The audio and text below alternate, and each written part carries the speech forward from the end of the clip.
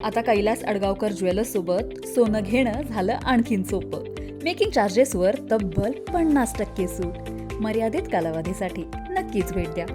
Kailas अडगावकर jewellers, Datta मंदिर bus stop, Nashik road. महिलांच्या लैंगिक शोषण प्रकरणात अटकेत असलेला कथित अत्याचारी पत्रकार रवींद्र एरंडे हा पोलिसांना तपासात सहकार्य करत नव्हता. त्यामुळे नाशिक पोलिसांनी त्याला आपल्या खास शैलीत चौकशी करत हिसका दाखवला आहे. त्यानंतर मात्र तो पोपटासारखा बोलू लागला आहे. अशोक खरात प्रमाणेच रवींद्र एरंडेचे 100हून अधिक अश्लील व्हिडिओ पोलिसांच्या हाती लागले आहेत. गोरगरीब महिलांना नोकरीचे आमिष दाखवून लैंगिक शोषण करून त्यांनी छुप्या पद्धतीने व्हिडिओ काढल्याचे तपासात स्पष्ट झाले आहे. सुरुवातीला रवींद्र एरंडे तपासात पोलिसांना सहकार्य करत नव्हता. मात्र नाशिक पोलिसांनी त्याला पोलिसी खाक्या दाखवला. मग काय, क्राईम ब्रँच युनिट 1च्या कार्यालयातून बाहेर पडताना तो हात जोडून लंगडत बाहेर आला आणि त्याने नाशिक जिल्हा कायद्याचा बालेकिल्ला असा नारा दिला. समोर आलेल्या व्हिडिओमध्ये रवींद्र एरंडे याला धड चालताही येत नसल्याचं दिसत आहे.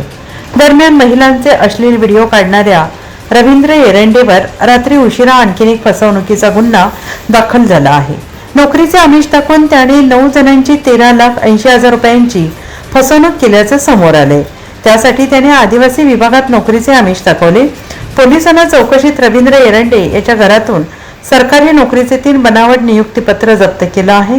या फसवणुकीत रवींद्र एरंडे यांनी अर्धी रक्कम रोख स्वरूपात स्वीकारल्याची माहिती समोर आली आहे. आणि याआधी रवींद्र एरंडे विरोधात एका महिलेने अत्याचाराची तक्रार दिली होती. आता त्याच्यावर दुसरा गुन्हा दाखल झाल्याने त्याच्या अडचणी वाढणार आहेत. पहिल्या गुन्ह्यात न्यायालयाने एरंडेला 4 दिवसांची पोलीस कोठडी सुनावली होती.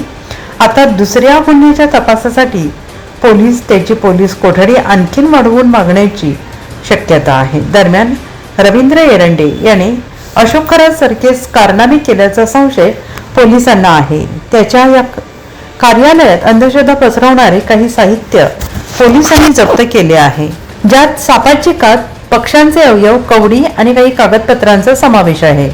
NCN न्यूजसाठी प्रतिनिधी सिद्धार्थ लोखंडे, सातपूर.